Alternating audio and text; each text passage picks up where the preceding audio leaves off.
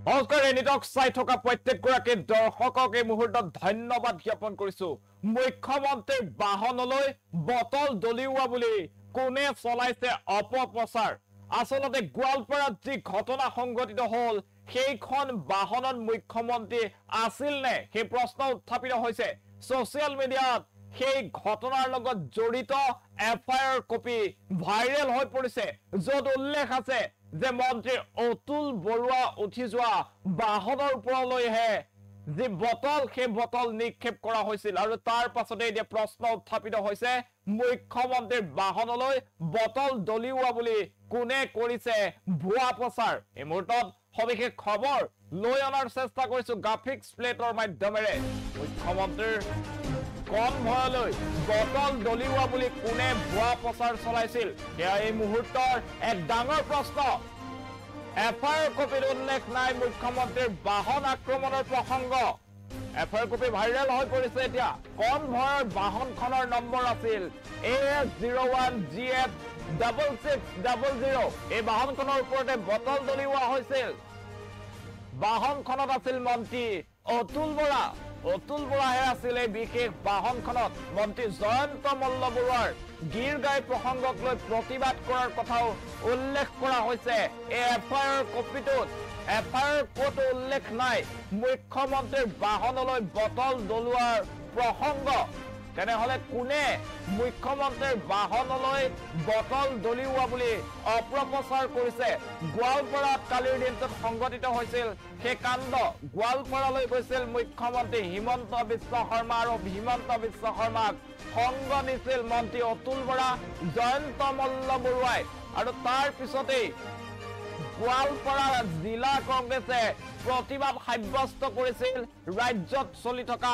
গৰু চুৰৰ প্ৰসংগৰে আৰু গৰু চুৰৰ প্ৰসংগৰে উত্তাল প্ৰতিবাদ সাব্যস্ত কৰি থকাৰ সময়তে সমুখেৰে পাৰ হৈ গৈছিল মুখ্যমন্ত্ৰীৰ কনভয় আৰু তেনে সময়তে কোনো প্ৰতিবাদকাৰীয়ে এনেদৰে প্লাষ্টিকৰ বটল নিক্ষেপ কৰিছিল মুখ্যমন্ত্ৰীৰ বাহনলৈ এনেদৰে মুখ্যমন্ত্ৰীৰ বাহনত আক্ৰমণ কৰা বা মুখ্যমন্ত্ৰীৰ বাহনলৈ লক্ষ্য কৰি বটল দলিওৱা বুলি এতিয়া চাৰিওফালে শুনিবলৈ পোৱা গৈছে বিজেপিয়ে জিলাই জিলাই প্ৰতিবাদ সাব্যস্ত কৰিছে কিন্তু যিখন এফআইআৰ কপি আছে সেই এফআইআৰ কপিত উল্লেখ নাই মুখ্যমন্ত্ৰী হিমন্ত বিশ্ব শৰ্মাৰ বাহনলৈ বটল দলিওৱাৰ প্ৰসংগ তাৰ বিপৰীতে দেখিবলৈ পোৱা গৈছে যে এফআইআৰ কপিত স্পষ্টকৈ উল্লেখ কৰা হৈছে যে মন্ত্ৰী অতুল বৰাৰ বাহনলৈ লক্ষ্য কৰি প্ৰতিবাদকাৰীয়ে বটল নিক্ষেপ কৰিছিল আৰু জয়ন্ত মল্ল বৰুৱাৰ বিৰুদ্ধে প্ৰতিবাদ সাব্যস্ত কৰাৰ কথা উল্লেখ আছে এফআইআৰ কপিত কিন্তু মুখ্যমন্ত্ৰীৰ বাহনলৈ বটল দলিওৱা বুলি কোনে অপপ্ৰচাৰ কৰিলে তেনেহলে বিজেপিৰ মন্ত্ৰী বিধায়কে কালিৰ দিনটোৰ পৰা ৰাজ্যৰ প্ৰান্তে প্ৰান্তে হাতত পোষ্টাৰ লৈ কিয় মুখ্যমন্ত্ৰীৰ বাহনলৈ বটল দলিওৱা সকলক শাস্তি বিহিব লাগে বুলি প্ৰতিবাদ সাব্যস্ত কৰিছে যি ঘটনা সংঘটিত হৈছিল সেই ঘটনাৰ লগত জয়ন্ত মল্ল বৰুৱা জড়িত হৈ আছিল কিন্তু জয়ন্ত মল্ল বৰুৱাইও আজিৰ দিনটোত প্ৰতিবাদ সাব্যস্ত কৰিছে নলবাৰী চহৰত বিজেপি কৰ্মীৰ সৈতে হাতে হাতে পোষ্টাৰ লৈ প্ৰতিবাদ সাব্যস্ত কৰিছে তেন্তে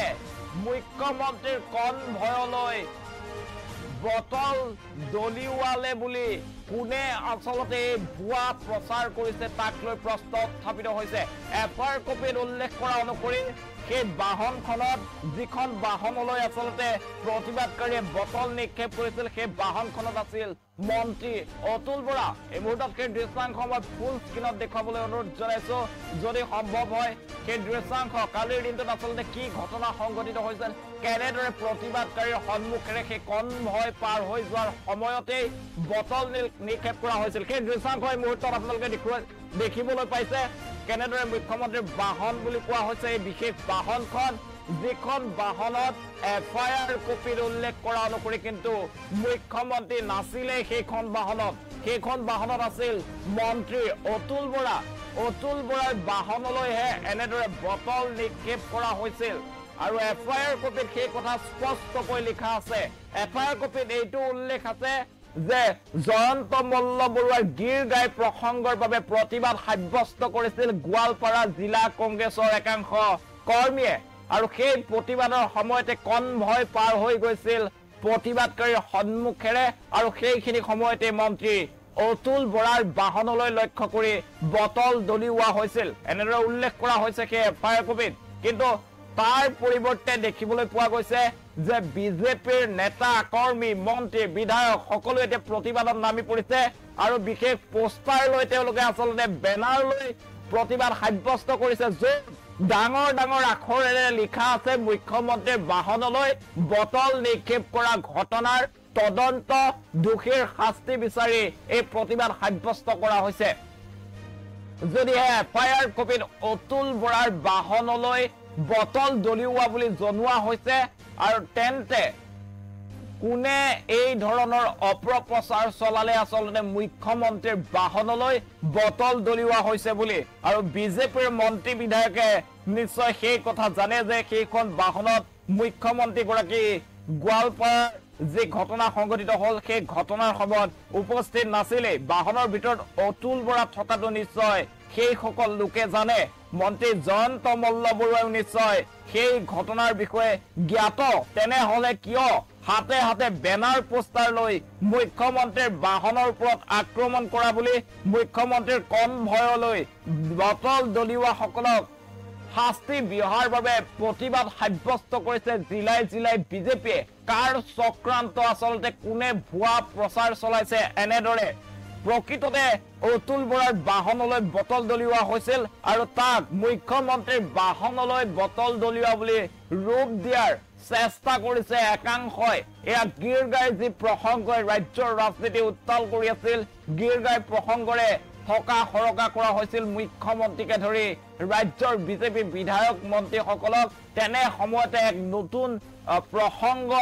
উলিয়াই আনিছিল নেকি জানি বুজিয়েই বিজেপিয়ে সেই কথাও এতিয়া ৰাইজৰ মাজত চৰ্চা হ'বলৈ আৰম্ভ কৰিছে আমি যিখন বাহনত বটল নিক্ষেপ কৰা হৈছিল সেই বাহনখনৰ নম্বৰো উল্লেখ কৰা হৈছে এফআইআৰ কপিত আৰু সেই বাহনত আছিল মন্ত্ৰী অতুল বৰা সেই বাহনখনৰ নম্বৰ হৈছে AS01GF6600 আৰু এই বাহনখনতে অতুল বৰা উঠি গৈ আছিল বিশেষ সভাখনৰ বাবে আৰু তেনে সময়তে গোৱালপাৰাৰ যি কংগ্ৰেছ কৰ্মীসকলে প্ৰতিবাদ সাব্যস্ত কৰি আছিল আৰু সেই কংগ্ৰেছ কৰ্মীসকলৰ ভিতৰৰে কোনোবা এজনে এনেদৰে বটল নিক্ষেপ কৰিছিল তাৰ পাছতে কিন্তু ঘটনাই অন্য ৰূপ পাইছিল মুখ্যমন্ত্ৰীৰ বাহনলৈ বটল দলিওৱা বুলিহে প্ৰচাৰ কৰা হৈছিল আৰু তাৰ পাছতে ৰাজ্যজুৰি বিজেপি কৰ্মীসকলে আজিৰ দিনটোৰ প্ৰতিবাদ সাব্যস্ত কৰা দেখিবলৈ পাইছো কিন্তু এই ঘটনা আচলতে এই অপপ্ৰচাৰৰ লগত কোন শক্তি জড়িত হৈ আছে সেয়া এই মুহূৰ্তৰ এক ডাঙৰ প্ৰশ্ন